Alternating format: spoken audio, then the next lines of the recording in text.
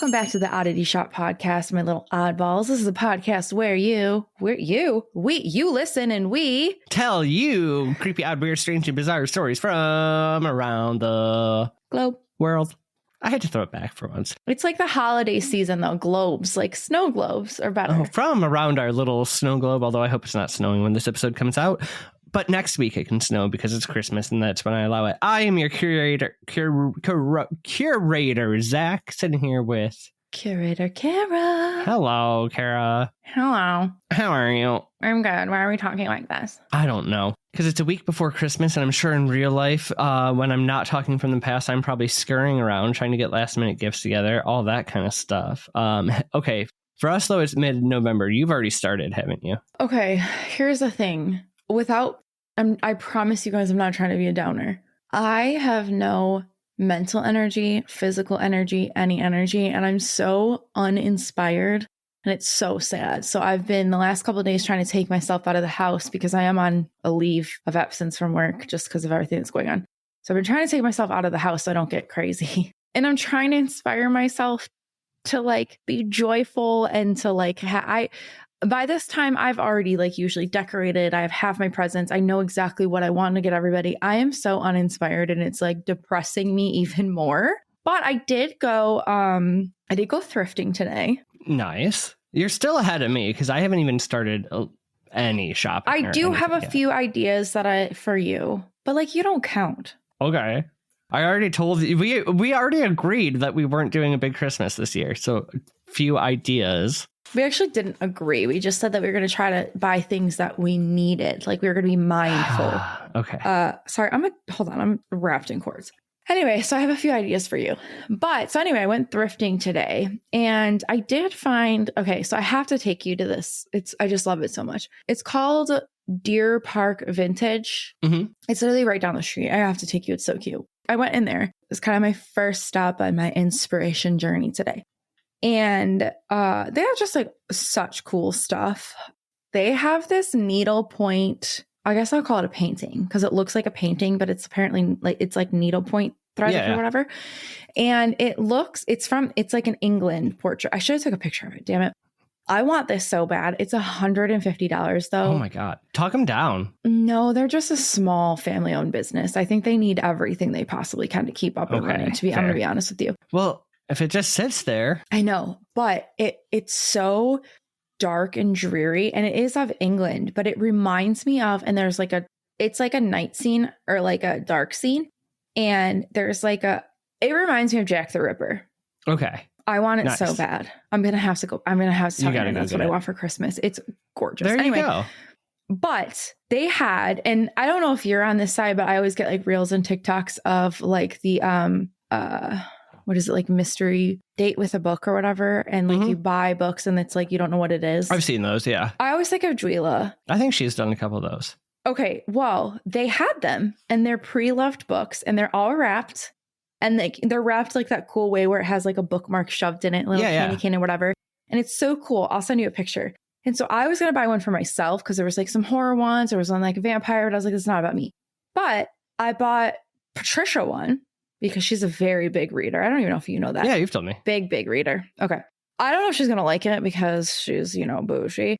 But it was one that was like a mystery or whatever. I feel like she'll like whatever you get her. Maybe. So I'm like, well, that's fun. It was $25. I don't know what the book is. So it's going to be a surprise for her and myself. Watch it be like smut. No, because you picked the category and it was like mystery, and that's kind of like what she likes. So that was the only mystery one. So I got that for Patricia, and then they had one of the original copies, or so they say, but it's like really vintagey, of Robin Hood. Nice. And I love Robin Hood, so I bought that for myself. There you go. Then I went to two like Goodwills. Hold up, please. Goodwills are supposed to be like dollars, right? Like you buy I was looking for just like vintagey sweater. Not anymore. Bro, I bought a sweater, a Christmas fucking sweater, and a 90s Christmas vest. Do you know how much I spent? $30. Yeah. No, I can never find a deal when I go there. I stopped going to Goodwill. That is absolutely insane to me. Yeah. Then what I went for is I just wanted like vintagey like crew necks. Mm-hmm. And I found some at that Deer Park Vintage, but they're more like high scale. So it was like $30 for one sweater. I really liked it, but I was like, nah, I'm going to go to Goodwill and get a couple dollars. First off, they had no crew neck sweatshirts anywhere. Both of them I went to. Because all of Gen Z is buying the thrifted crew necks, man. I guess so. They're in demand. Then I wanted like a vintage like Christmas sweater. They didn't really have any. They just had like the fun, like ugly Christmas sweaters. But I wanted like Christmas sweaters I could wear all month, right? So I did find one that's just like red with like white snowflakes, like, the generic. And then I found like a 90s like embroidered, like totally ridiculous vest, which will look so cute with my little Doc Martens. Both wearing Christmas sweaters today, which is on brand. Yeah. So anyway, that was my little haul for the day. There you go. I love that. Oh, and I bought another lighter because remember I got the one lighter there is Frankenstein. They had Dracula this time. So I got a Dracula lighter. Gotta complete the set. All right. Nice. I haven't done like any shopping lately. I've been although I just haven't, I've been nonstop. Oh, I was exhausted after that took the life out of me. I'm so ready. I have a lazy weekend coming up. But okay, so the only other thing I'll say that is I know Christmas is our theme today. I do have a Christmas episode, but we're going back for a second because I saw the most amazing movie in theaters recently that it's got Emma Stone. First of all, we all know I love her. She is like, I would go straight for her in a second. Who wouldn't? But Begonia was so good. I am not going to say anything more about it. What's it about? I don't even know. She is a high-powered CEO who gets kidnapped because two conspiracy theorists are convinced she is an alien. It was good though. I went with one person and then one of my friends have seen it and we all had the same feeling at the end that we didn't know if we loved or hated it, but you had to decide you loved it, and it is so worth a watch. It was so original. It's very just eerie. Okay. Is she an alien? I can't tell you that because that's the premise of the movie. I'm saying nothing more. Go watch Begonia. When you watch it, you report back to me because we have lots to talk about. Okay. With that being said, happy 1 week to Christmas. Do you want to hear a Christmas tale? Okay. Okay. So, that is kind of my question for you because... Do I want to hear a Christmas tale? Do you want to hear a Christmas tale? What if I was going to say no? Well, buckle up, Buttercup, because you're going to hear a Christmas tale. Can I ask a question? Yes, you can ask me a question. Is it Christmas or holiday or folklore? Yes. I feel like we need to get out of the habit of saying Christmas. Well, it's from a country that celebrates Christmas and is related to Christmas. So no, I just meant like because we keep saying like Christmas, happy Christmas. No, happy holidays. Happy holidays, but it is a Christmas folklore tale. Okay. So this is something we've talked about very, very briefly, but we have not gotten into the full story. So we all know of Krampus, the horned creature who punishes naughty children around Christmas time. Yes. But deep in the borderlands between France and Germany, there's another figure whispered about in the snowy hills of Alsace. And I think it's a little bit more terrifying. Okay. So this figure was once a man so cruel, so proud that the church excommunicated him and the devil rewarded him. His name, Hans Trapp, and his label, the Christmas Cannibal. I love him. I have to give credit where credit's due. The first time I heard about him was from our buddy Jeff Belanger. And we only got like a snippet of the tale. So I had to get into the nitty gritty of it all.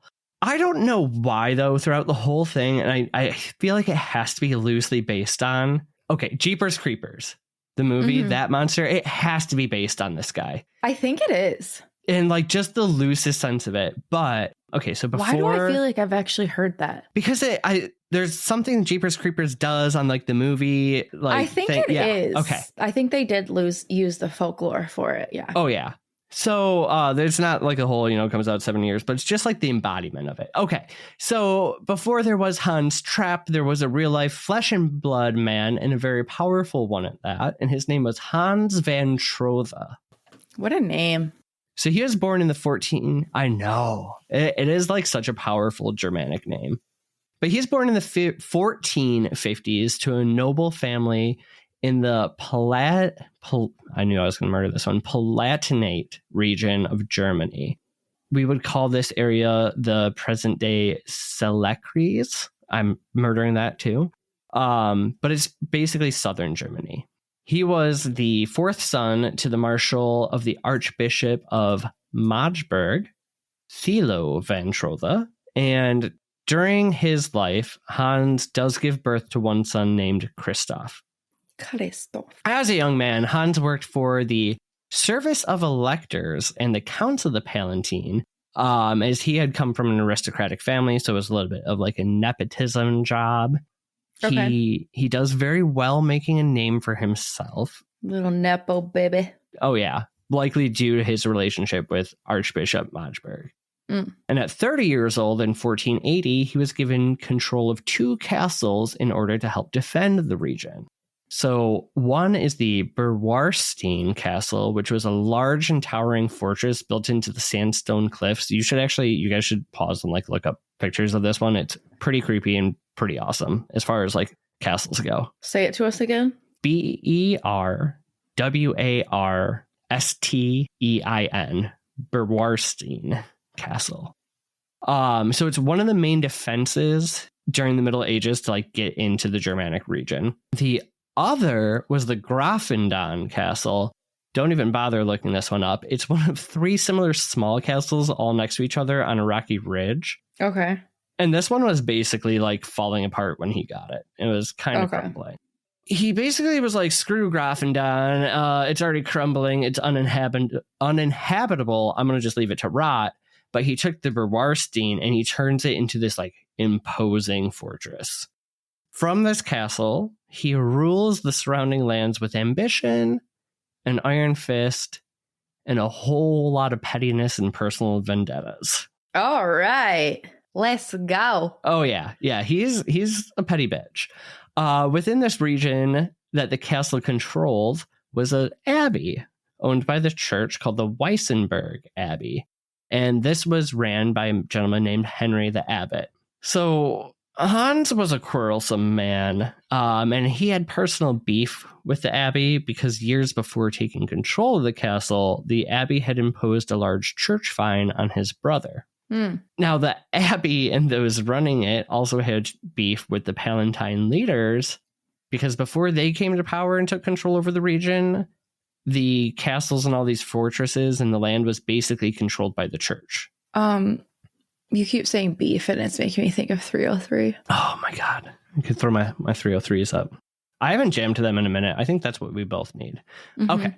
Back. So anyways, right, these personal vendettas against each other. Well, this leads to a fight filled with pettiness. And of course, at the end of it, a bunch of innocent people who become the real victims here.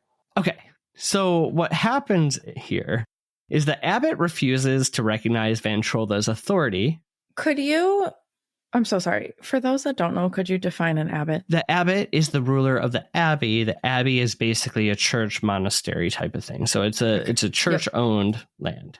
Thank you. Okay. So he refuses to recognize Van Trotha, right? Basically, these guys stole the land from them. Van Trotha his family's had, issues with the church. So Hans decides he's going to send them a message. And he builds a dam on the nearby Weißlauter River, which cuts off the monastery's water completely. Not only the monastery, though. He cuts off water to the entire town of Weissenberg. Cute. So now the townspeople and the church and the abbey are obviously complaining about this, so Hans decides to fix the problem. He destroys the dam quickly, which devastates the town and the abbot, flooding their lands, their cities, kills people. It's just like... That is very petty. Yeah. Oh, yeah. The pettiest of petty.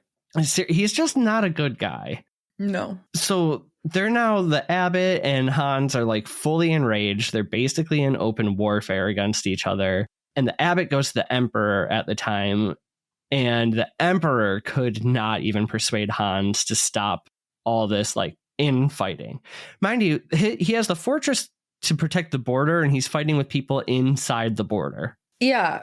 It's just personal vendettas. Okay. So that doesn't work. So the abbot then goes to the church all the way to the top, none other than to the Pope. And in 1491, Pope Innocent VIII summons Hans. I know, that's a great name for a pope. But he summons Hans to the papal court. That's crazy. Hans just ignores him. Of course. That pope does pass away, and 8 years later, the next pope, Alexander VI, again calls Hans to Rome. Did he happen to be poisoned? No. I think this one, Hans was just like, dude, I'm in Germany, you're in, Rome. Like, I'm just not going to listen to you. Fair. So new pope's in town. Hans, being kind of a dickhead, just simply refuses to go. Instead, he writes a letter. Mind you, this letter goes to the pope. In it, can't wait. He emphasizes that he holds strong to his Christian faith on one hand. Oh. And then on the other hand, he accused the Pope with obscure charges of immorality and many other things. Does he have the receipts for this? No. He's just like throwing slander. Yeah.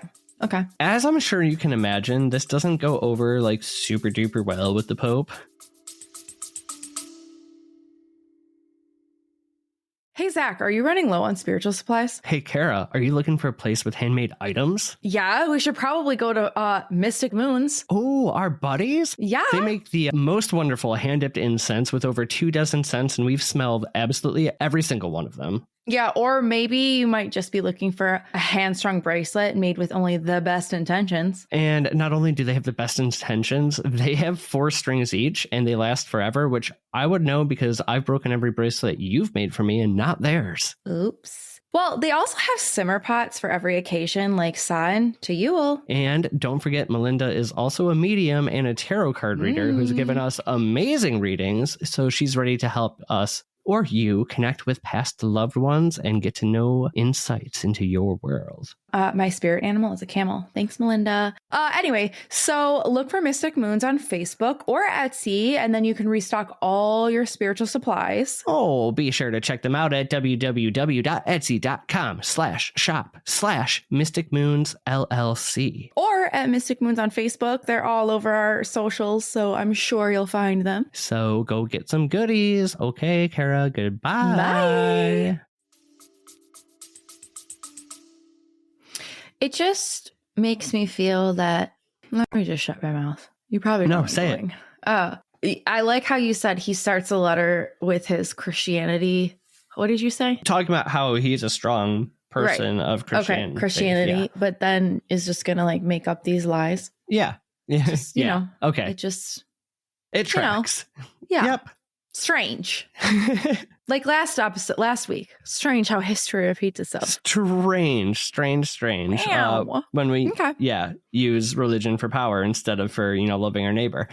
Okay. So the Pope does take the steps to excommunicate him from the church. He's like, you don't have to show up. I can still excommunicate you.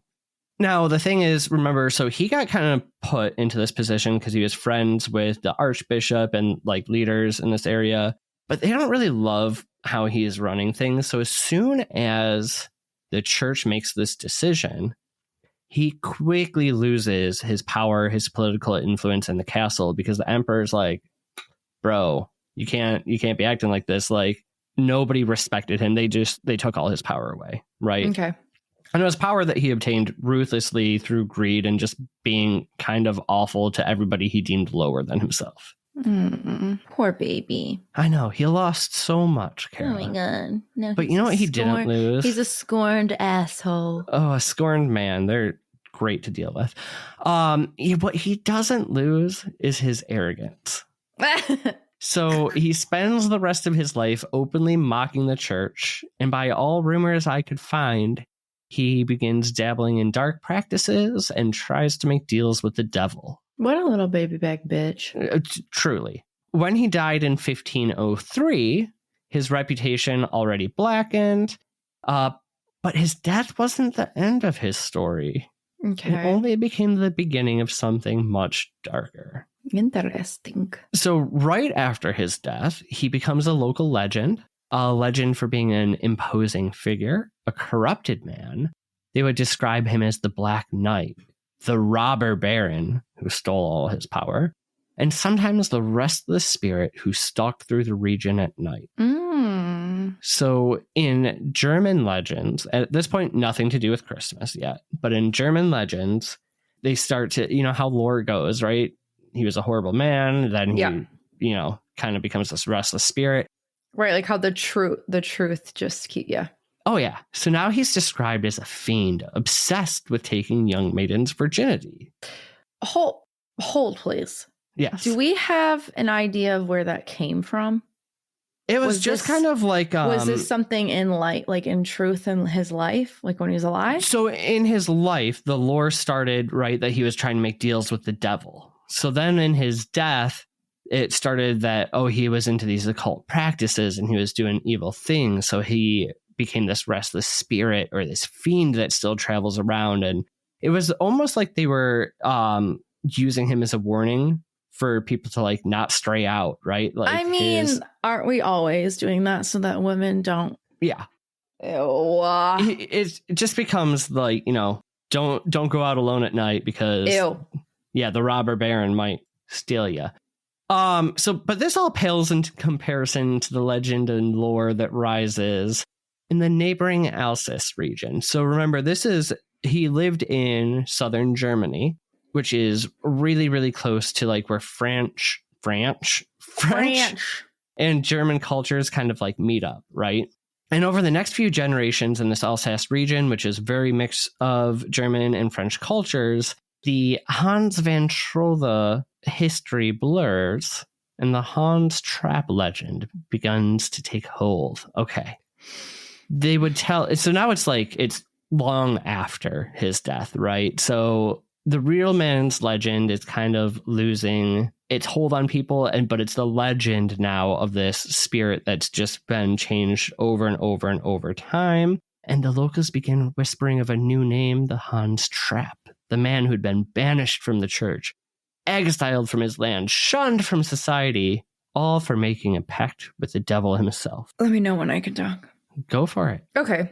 We've talked about this before, right? Hookman, all kinds of other things that I know we've talked about, where it's like these stories are spun from potential truths or just who knows where they came from, right? But they are to... It's a game of telephone. They are to, quote unquote, we want to say protect, I don't know, or to encapsulate women's purity in certain ways, right? Don't venture off and go sleep with people because you'll get murdered. Like, okay, yes, there are facts to some of that. But, okay, so my question is, and it's hard to say because times are different in these now than then, obviously, like way different. And I'm sure a lot of time just like scaring people, and it still works today, is or was the only way to maybe get some of your... Man, I'm not articulating. I'm so sorry. I think you know where I'm trying to go. Do you think... Sorry, what were you going to say? I think that this legend is less about control of women and it's more campfire story. It's more ways to scare kids and people away from being in the dark. There was the one part of it in the German lore where it was like taking the maiden's virginity. Sure. But it's less about control here and it's more of a like spooky stories to tell in the dark. Okay. Because I was going to say whether it's about women or not, like even just like scaring kids to not go into the woods or whatever it may be. I think Jeff said it best, right? A couple weeks ago, he said it doesn't matter what the actual lore is. The story's been told and it's been told in a way to make people act right. You have to scare them. People don't act right without being scared. Okay, right. And this is where I was trying to articulate. What do you think is a more meaningful approach? Do you think like for the time this probably was the best approach? When you say what is the more, what would be the alternative? I don't know. That's what I'm asking. Because like we hear stories like this a lot, right? I think this comes down to all things where people are more... I think we've talked about this before, right? Where behavior modification for humans, people are way more easily modded in their behaviors by a negative reinforcement than positive reinforcement. Right. It's okay. Keep going because I cannot articulate what I'm trying to get out. Okay. If you can, you come back to it. I won't. So anyway, what I was saying, though, is he was shunned by society for making a pact with the devil. So the pact that he was supposedly making with the devil was born out of a lust for power that got him riches and castles. But when the church came down on him, all of his power and influence were lost. Okay, so that's where we're going to split from what actually happened to Van Trotha and get into Hans Trapp. So in the old stories, Hans Trapp fled into the forest, where his heart grew as cold as the winter snow. He lived in isolation, sustained only by hatred and hunger. He's the Grinch. Oh, pretty much, yeah. I actually wonder if some of the Grinch came from this. Oh, I'm sure. So he spent his time brooding over what he had lost, and evil desires festered within him. And over time, he began to change, not just in spirit, but in form. He grew gaunt, pale, twisted. His clothes turned to rags. His mind becomes consumed with dark thoughts. And then, Kara, the hunger started. Not for bread, but for flesh. Wow. According to the most infamous legend about Hans Trapp, he began stalking the forests near Alsace, watching travelers and children who ventured too far from home. And on freezing nights, he disguised himself as a scarecrow, stuffing straw into his sleeves, tying himself to a post along a lonely road, waiting for a victim whose flesh he was craving. This is the part that just like it gives me total Jeepers Creepers. Yeah, for sure. So one particular day. Particular? I like particular. The story goes that when a young boy passed by, Trapp sprang to life, seized the child, dragged him back to his hut in the woods, but not before stabbing him a couple times with a sharp stick.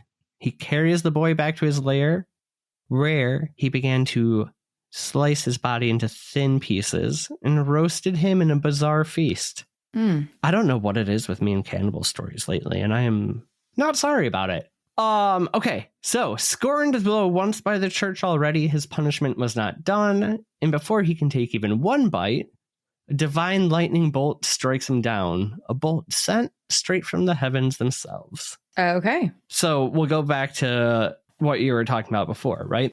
Why is it too that these stories of control of like the evil thing, it always comes from the church and your only savior is God? Imagine that. It's the parables. I mean, it's always, for some reason, I get what you're saying. Like the stories always focus on something bad happening to you rather than good things. And I don't know. It'd be interesting to figure out the psychological reasons of why that's more effective to people. Yeah, I mean, it does make sense because it's like in a job, if you think about it as like a job, right? Like you're threatened, like people tend to lead by fear because they're like, if you don't do this, you're going to lose your job.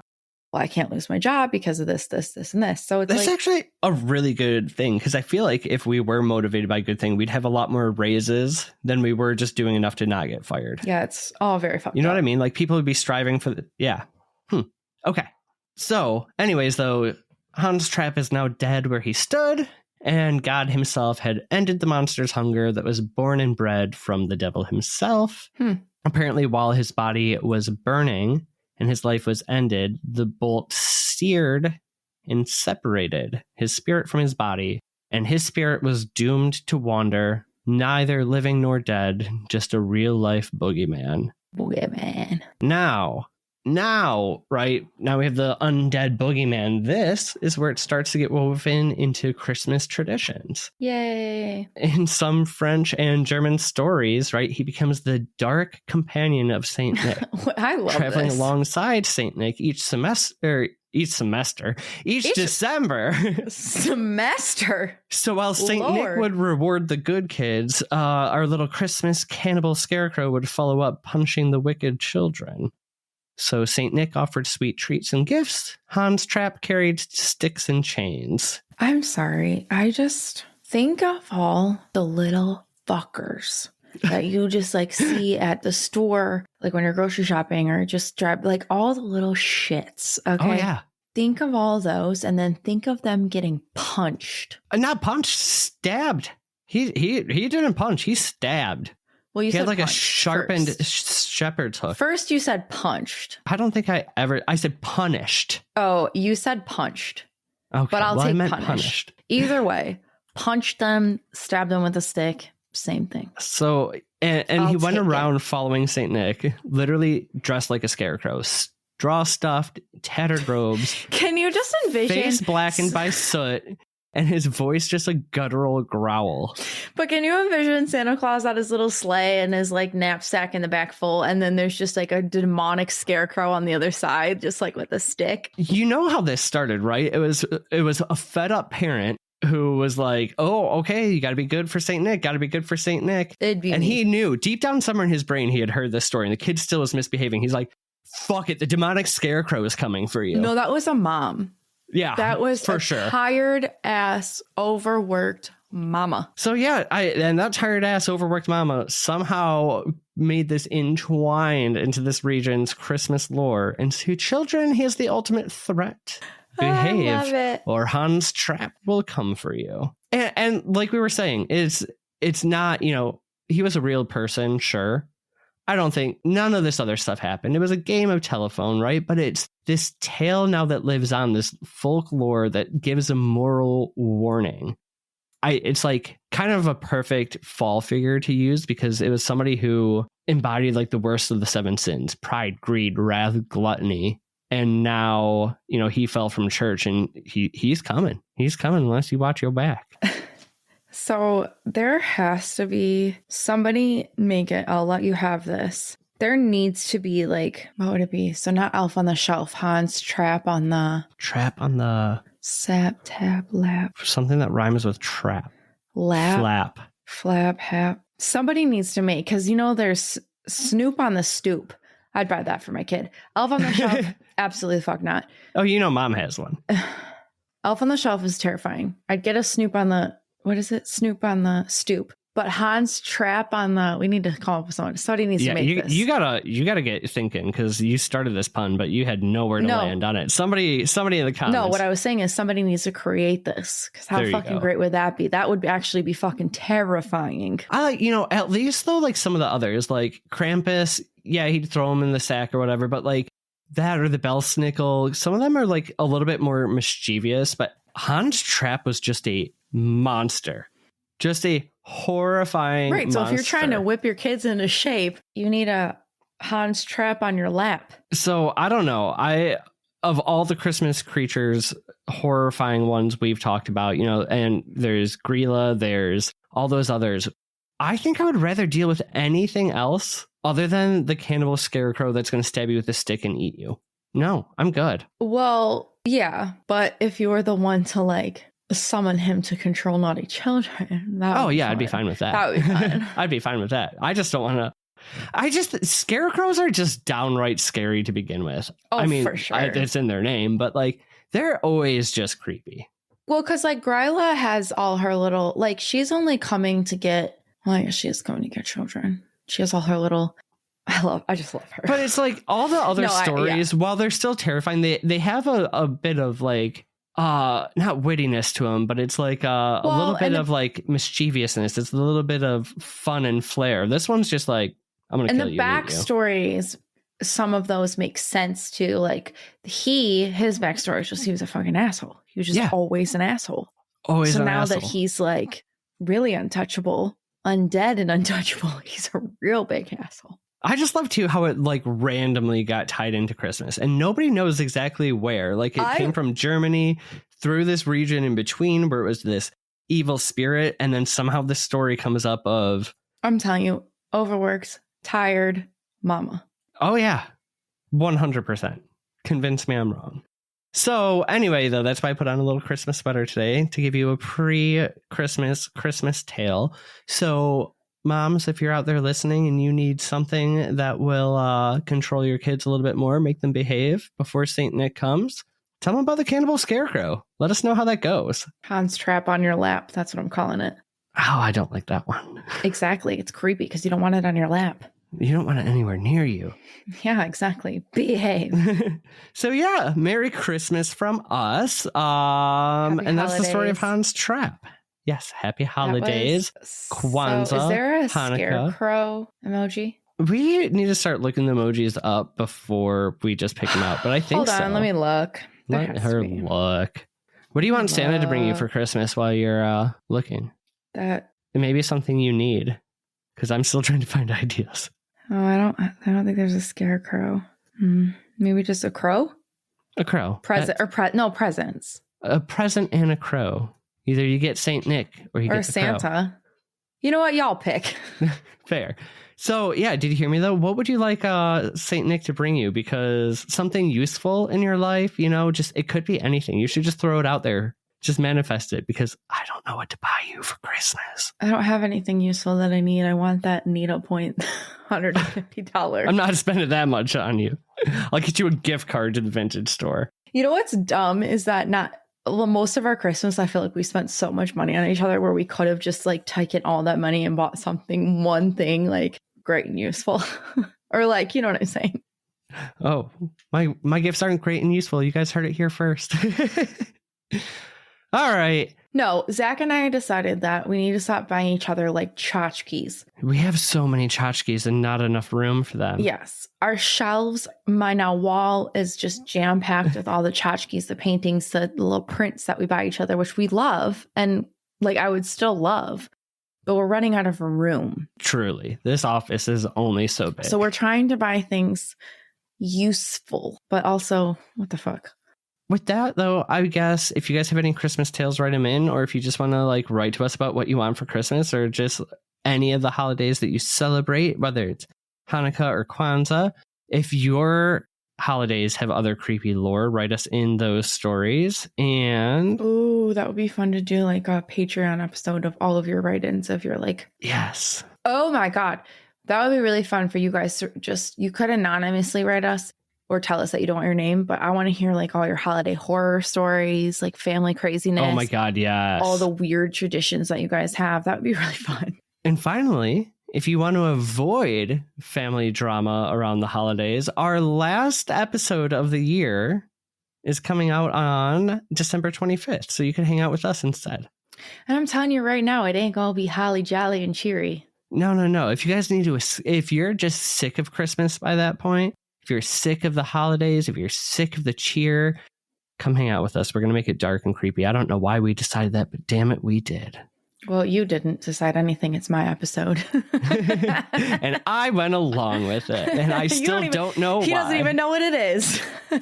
Okay, let's wrap it up so these people can go wrap up their gifts. What do they need to do? Thank you. Segwee. Segwee? What are people That's how I've been pronouncing words, segue. I know. No, I know how to say it, but there's people read it and say, is it segwee or? I don't know, Kara, but they need to wrap their gifts. Oh my God, calm down. Nobody even wants to leave us. They want to keep hearing our voices. Just like you want to hear Jeff Belanger's. They want to hear ours.